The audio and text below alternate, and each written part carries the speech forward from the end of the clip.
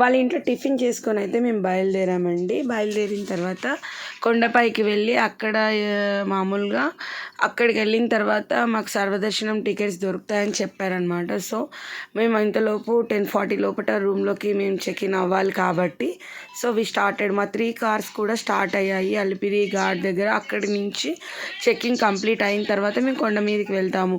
ఈ విధంగా వెళ్ళే టైంలో ఒకటి జరిగిందండి. ఏంటంటే మేము మా రిలేటివ్స్ ఇంటికి వెళ్ళామని చెప్పాను కదా. అక్కడ ఒక అతను ఏమన్నాడంటే కొండ మీద రెడ్ అలర్ట్ ఉంది, చాలా జాగ్రత్తగా వెళ్ళాలి అని చెప్పాడనమాట.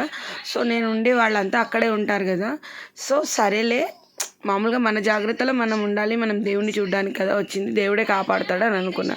ఇంతలోపు మా అమ్మ ఫోన్ చేసి టీవీలో వస్తుంది కొండ మీద టెర్రరిస్టులు ఉన్నారంట. ఇంకా మా అమ్మ ఒక అడుగు ముందరికేసి కొండ మీద టెర్రరిస్టులు ఉన్నారంట, రెడ్ అలర్ట్లో ఉంది, చాలా జాగ్రత్తగా పిల్లల్ని తీసుకెళ్తున్నా, చాలా జాగ్రత్తగా దర్శనం చేసుకొని రావాలని చెప్పింది. సో నాకు భయం వేసింది. బట్ నేను ఒక్కదాన్నే కాదు కదా, కొన్ని వేల మంది ఉంటారు. ఆ వేల మందిలో నేను ఒకదాన్ని. అందులో నేను ఉన్నది వెంకటేశ్వర స్వామి సన్నిధిలో అయినప్పుడు ఎవరు నన్ను ఏం చేయలేరు. అట్లాంటి ఆలోచన వచ్చిన వాడినే దేవుడు బతకనివ్వడు అనే ఒకటి మెంటల్గా ఫిక్స్ అయిపోయి మేము తిరుమలకి అయితే బయలుదేరామండి.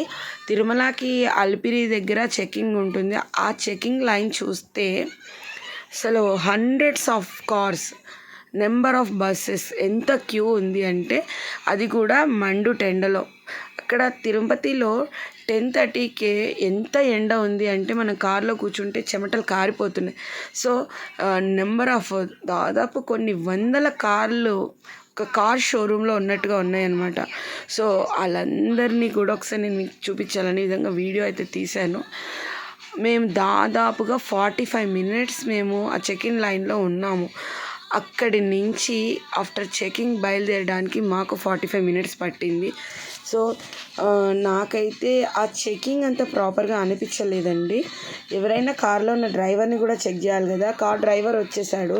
జెంట్స్కి ఒక లైను, లేడీస్కి ఒక లైను ఉన్నప్పుడు మరి కార్ డ్రైవర్స్ని ఎవరు చెక్ చేస్తారు? సో కార్ డ్రైవర్స్ని అయితే ఏ కార్లో కూడా చెక్ చేయలేదు. ఎందుకో నాకు అర్థం కాలేదు. మీకు ఏమైనా తెలిస్తే చెప్పండి. కార్ని మాత్రం చెక్ చేశారు. ప్లాస్టిక్ బాటిల్స్ తీసుకెళ్లరు, వద్దు అన్నారు. బట్ మా కార్లో ప్లాస్టిక్ బాటిల్స్ సీట్ కిందకి వెళ్ళాయి. సో అది పర్ఫెక్ట్ చెక్కింగ్ ఎట్లా అవుతుంది? నాకు ఈ డౌట్ వచ్చి నేను మా హస్బెండ్ని కూడా అడిగాను. ఇంకా అవన్నీ మనకి ఎందుకులేండి, ఇంతలోపు మేము రూమ్లోకి అయితే వచ్చేసాం. Wait for the next vlog.